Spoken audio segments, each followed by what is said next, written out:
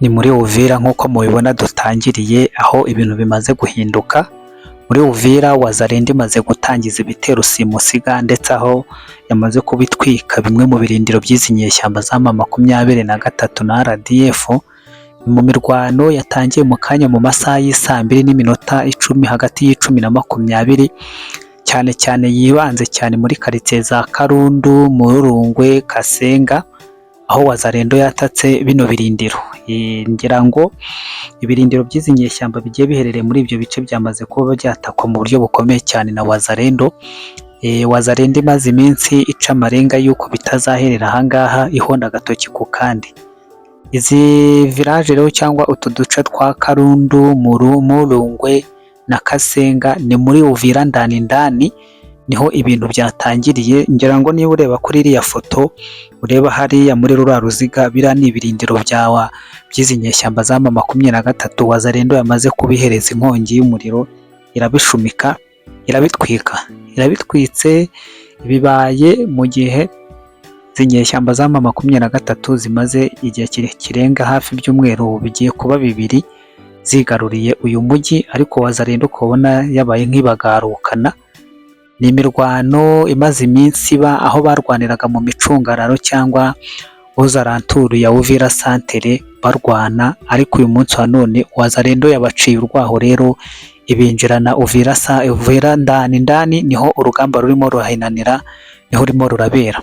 Ni imirwano rero ije mu gihe ejo mu minsi itambutse nk'ibiri, ejo ku cyumweru no ku isabato hashize hari hagiye humvikanwa ibikorwa bikomeye cyane bya Wazalendo mu bice bitandukanye ahazwi nka Munene, Mitambwe, Ngarura ndetse na Mbagwe na Mbagwe, Ruwanga, werekeza mu bice bya Makobora.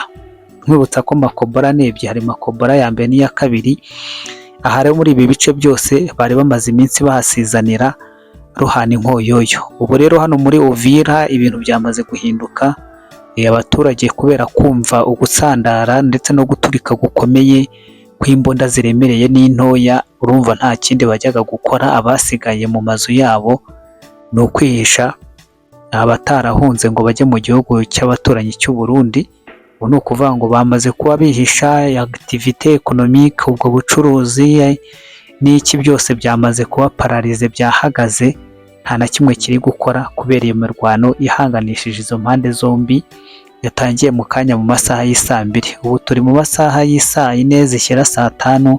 urumva yuko imirwano imaze amasaha agera kuri 2 itangiye. Ni imirwano ikozwe mu gihe tumaze iminsi tubona bamwe mu bajenerali ba Wazalendo babigaruka bavuga bati ntabwo bazatubana muri Uvira, atuvira byanga bikunde tuzayigaruza ku kabi n'akeza, Uvira tuzahanganira.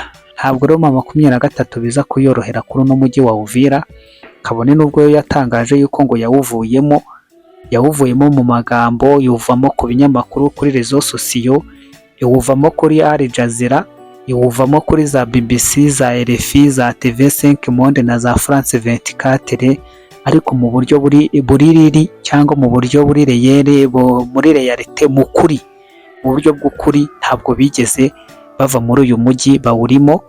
Bamwe baragiye bahindura, bambara uniform z'igipolisi, ubundi bagahindura bakambara civile mu buryo bwo kugira ngo banobagize umukino cyangwa bakomeze barangaza amahanga, ariko itangazamakuru ryarabanze ribabera ibamba, rirabatamaza, ribagaragaza yuko Uvira bayirimo. Ubu rero rwambikanye, rwahanye inkoyoyo, ni ukuza gukomeza tugakurikirana tukamenya ngo mbese mu masaha aza gukurikiraho biraza kuba byifashe bite. Mu gihe muri Uvira byifashe gutyo, Igoma naho mwabonye yuko abaturage barimo baratundwa ku ngufu n'agahato babajyana ngo gukora manifestation. Abantu nayo ndimo ndavugana nabo bambwiye yuko ibintu bitameze neza. Ubu ngubu barimo gukoreshwa amatagisi n'agahato, abantu barimo barurizwa imodoka ku ngufu. Guhera ejo amatangazo yari yatangiye gucicikana yuko uyu munsi nta muturage wemerewe kujya mu kazi kuri bufatwe. Ubwo murabyumva ikinyeshyamba ni ibihano biba biremereye birimo gufungwa cyangwa wanareba nawe ukaba wahasiga umutwe bitewe n'uko bakureba mu isura yawe. Rero bikavugwa neza yuko kuva mu masaha y'isaa 2 z'iki gitondo naho mu gihe Uvira urugamba rwawe rwanzitse ruhambiranye, ni nabwo hano i Goma cyane cyane mu bice bya Kajedi ahangaha ni muri komini Karisimbi, hari amatsinda y'abantu yari yatangiye kwinjira mu ngo z'abantu yabazindukiyemo agenda bakomanga abasohoramo ngo bajye mu mamodoka babatware. Aho barimo barabajyana ni kuri stade Afia, aho barimo barabajyana ngo kujya kwitabira imyigaragambyo. Ubwo kutajyayo urumva no kwigomeka, kandi uko kwigomeka birimo n'igifungo, nabonye aricyo gihano bashyizemo. Ibi birimo biraba kandi ubwo ibyo byose biri gukorwa mu gihe igitutu cy'amahanga cyo kibwiriza inyeshyamba ndetse n'abashebuja bose baba bababwira yuko bagomba kurekura ibice byose byafashwe, ariko bo ntibabikozwa, ntibabishyikira, kubyakira byanze. Niyo mpamvu barimo barasaza imigeri. Iki ni ikimenyetso cy'uko babona yuko bamerewe nabi. Buryo iyo umwana arinze yikumbagaza ku itaka agasaza imigeri, nuko ababona nta yandi mahitamo asigaranye, abareba bakabona nta bushobozi afite bwo guhangana na se cyangwa nyina cyangwa undi muntu umukubise inkoni, akavuga ati byibura wapfa kwicara hasi cyangwa nkigaragura, wenda yabona yuko nababaye akagira impuhwe. Rero ibi nabyo nibyo birimo birakoreshwa. Ikibazo ni uko birimo birakoreshwa abaturage ku ngufu n'agahato kugira ngo berekane yuko ngo batifuza kuva muri Goma. None nimutava mu gihugu cy'abandi murumva biri bugende bite? Murashaka ko bahabagabira bakahaguma? Ikimbabaza gusa ni abasivile bakomeje kuba ari benshi. Ngira ngo mwabibonye ko inkambi ziri kuba ari nini cyane, abantu ni benshi, ibintu birenze urugero. Ntabwo byoroshye rero, ni ugukomeza tukabitegereza tukareba amaherezo yabyo.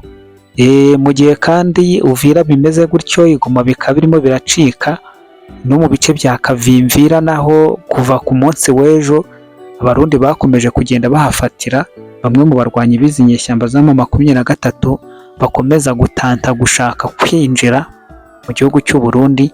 Ubwo murabyumva, aba bari bo buriya hajemo igihugu cy'u Burundi bita nkorora gitabara vuba na za FNL, yuko arizo ziba zirimo zirashaka guprofita okaziyo ngo zimene mu mupaka cyangwa zice panya bahinguke mu gihugu cy'abandi bajye kubidogereza.